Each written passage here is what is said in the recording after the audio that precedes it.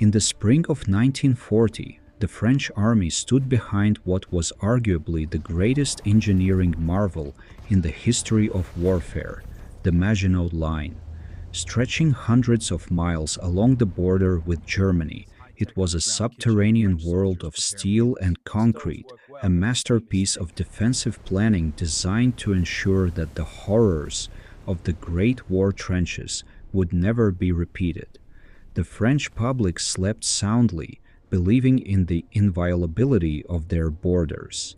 They called it a shield that could not be pierced, yet in just a matter of weeks this billion-franc titan would be rendered utterly irrelevant. It was a failure not of concrete, but of imagination, the ultimate fatal error of a nation that prepared for the last war while its enemy was inventing the next. To understand the Maginot Line, one must understand the trauma of the First World War. France had lost nearly 1.4 million men. The flower of its youth had been ground into the mud of Verdun and the Somme. By the 1920s, the French High Command, led by war heroes like Marshal Philippe Pétain and André Maginot, the Minister of War, was obsessed with a single goal: protecting French soil without sacrificing another generation. Their solution was static defense. If France could build a line so strong, so technologically advanced, that no army could dream of breaching it, Germany would be deterred forever. Construction began in 1930. It was a colossal national effort involving thousands of workers and the most advanced military technology of the era. The line was not just a series of bunkers. It was a sophisticated ecosystem of defense designed to hold out for months under constant bombardment. The gros ouvrages, great works, of the Maginot Line were unlike anything seen before. Deep beneath the French countryside, engineers carved out massive multi-level fortresses. These were true underground cities. They contained power plants, hospitals, air-conditioned barracks, and even cinemas to keep the soldiers' morale high. Electric trains ran through miles of tunnels, transporting ammunition and supplies between the various combat blocks.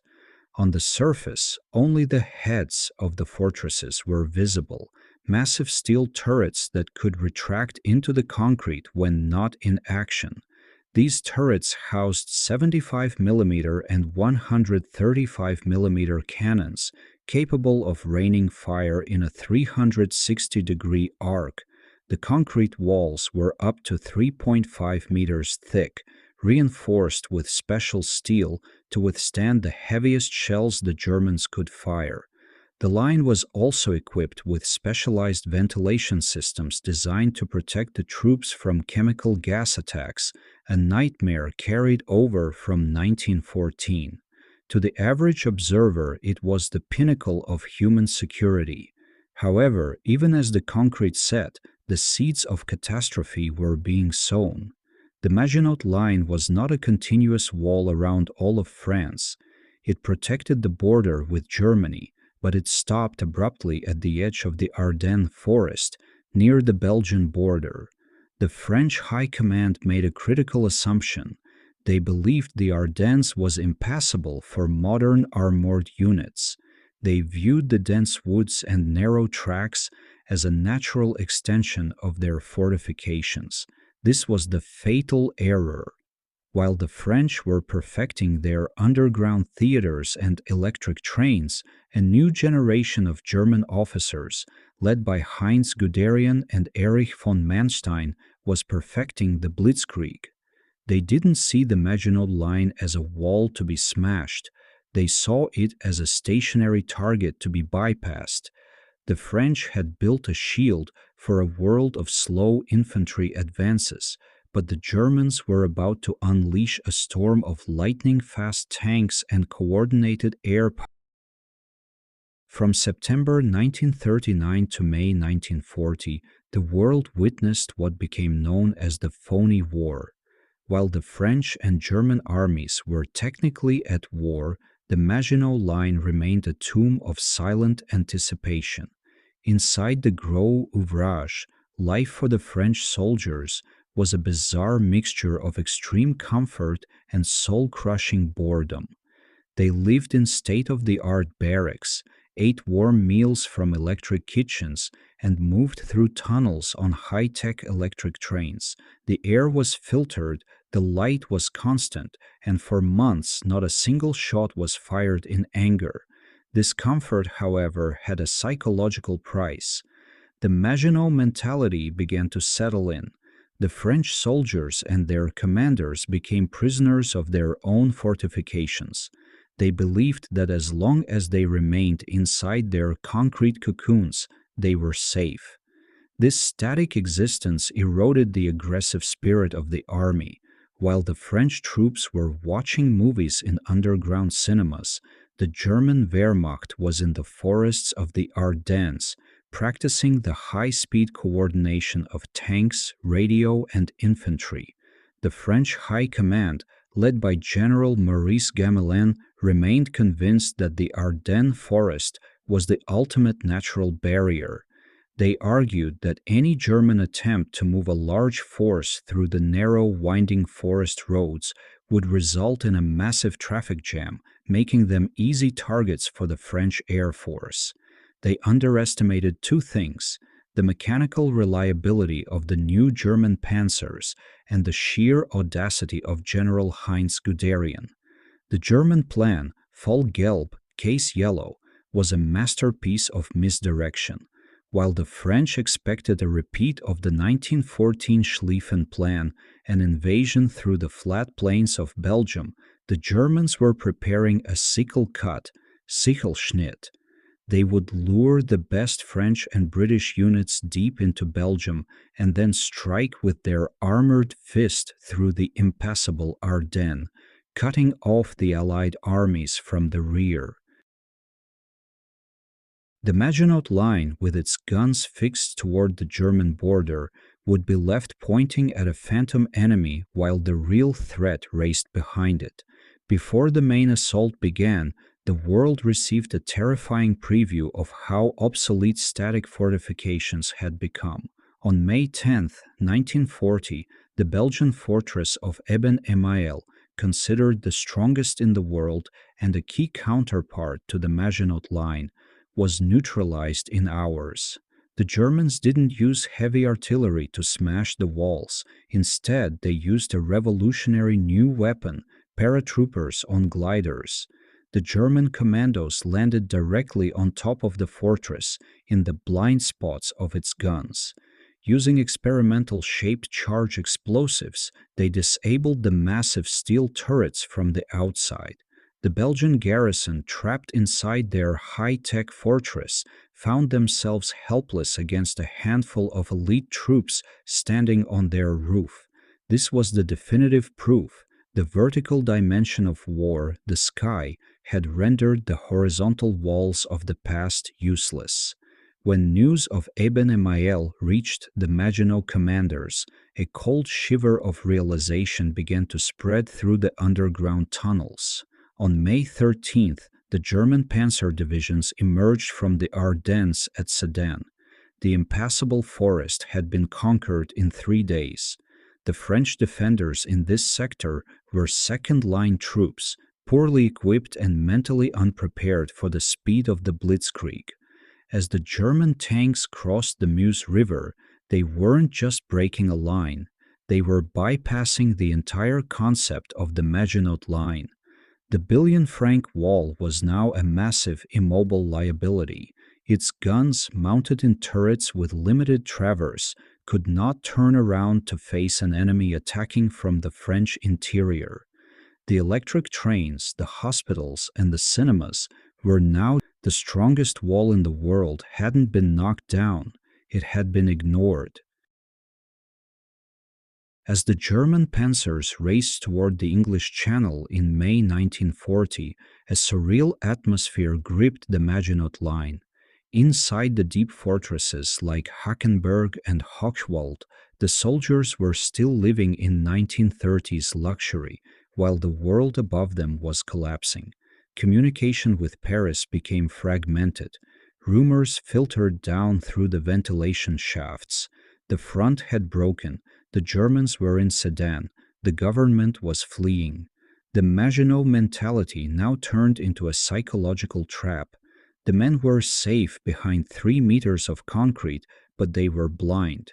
Their massive guns were designed to fire at targets miles away, but they had no targets. The German army wasn't charging their positions. They were simply driving around them, hundreds of kilometers to the west. The crews of the Gros Ouvrage sat by their radios, waiting for orders that never came, while the electric trains continued to hum through the tunnels, carrying shells for a battle that was happening behind their backs. Despite the strategic failure, the Maginot Line proved one thing: its engineering was nearly indestructible.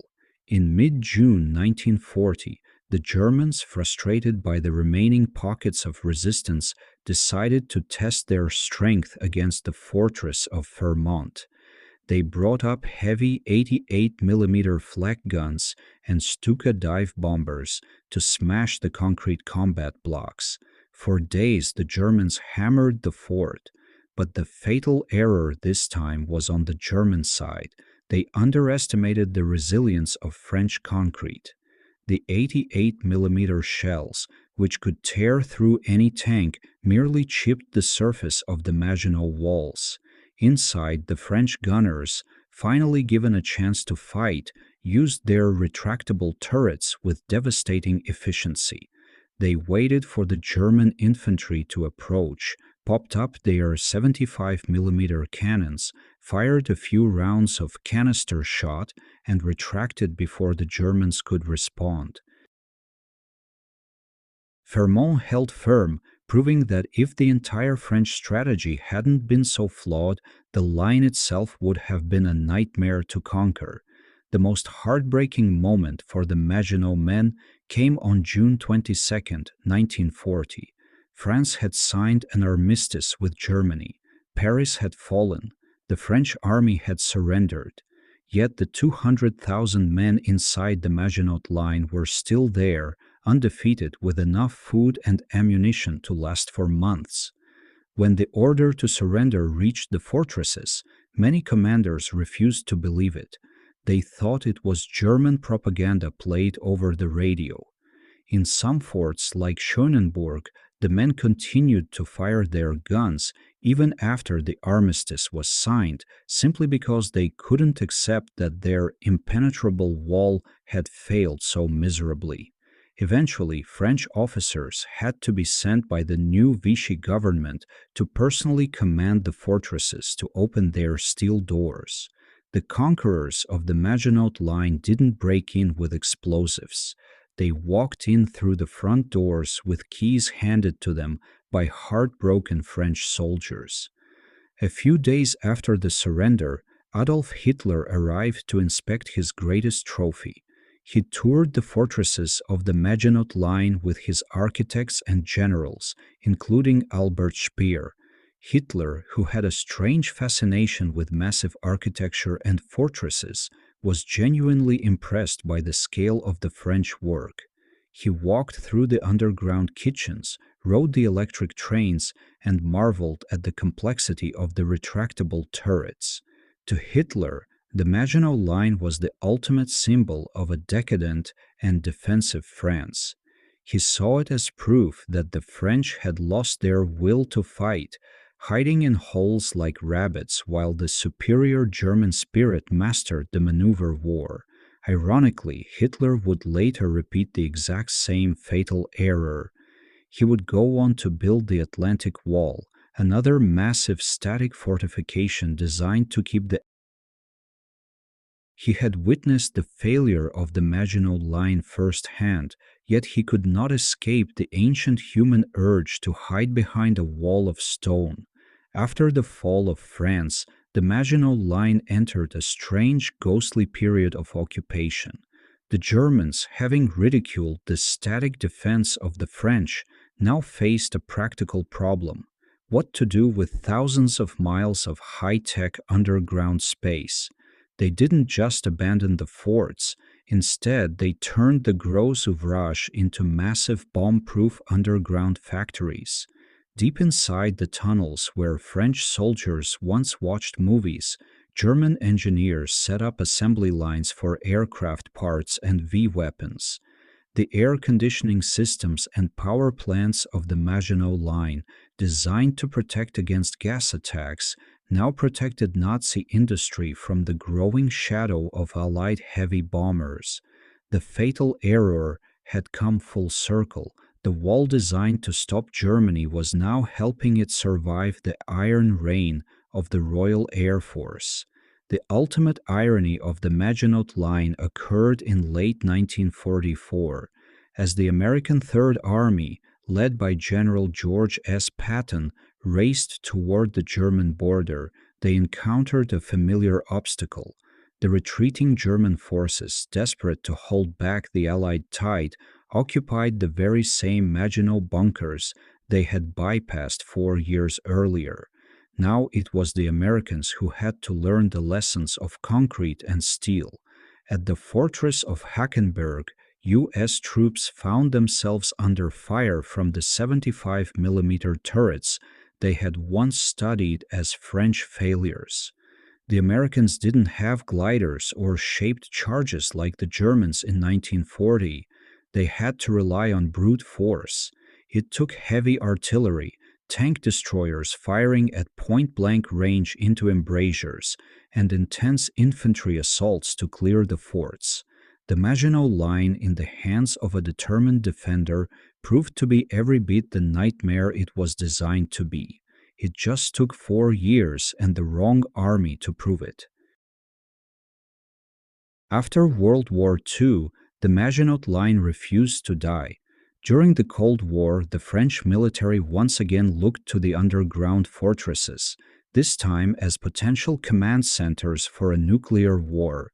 Some sectors were modernized to withstand atomic blasts, becoming part of the early NATO defense system. But as missile technology advanced, even 3 meters of concrete became a fragile shell. By the late 1960s, the line was finally decommissioned. Today, most of the fortresses are silent, reclaimed by the forests of the Ardennes and the hills of Alsace.